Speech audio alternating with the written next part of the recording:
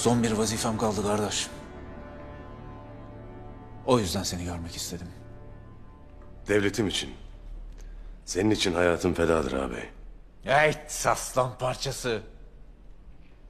Eyvallah.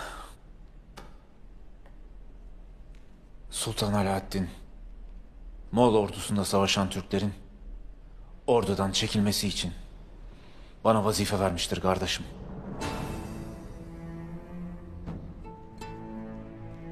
Nasıl olacak bu iş?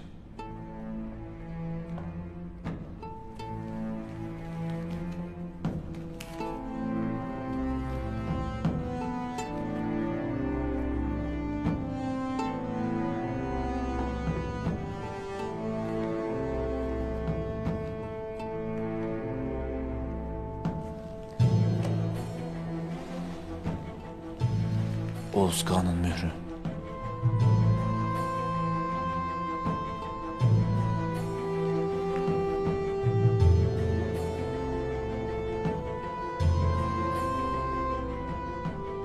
Sultanımız bu mührün Oğuzlar üzerindeki gücüyle kaybettiğimiz kardeşlik bağlarımızı pekiştireceğini umar.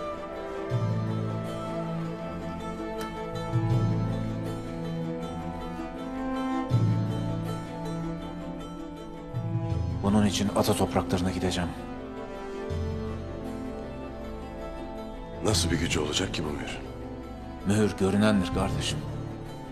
Asıl mesele Moğol'a hizmet eden kardeşlerimize kim olduklarını hatırlatmaktır. Onları kölelikten kurtarmak ve Moğol ordusunu bölmektir. Eğer Türkler bu kadar destek vermeselerdi zaten güçlenemezlerdi. Sultan Alaaddin doğru düşünmüş ağabey.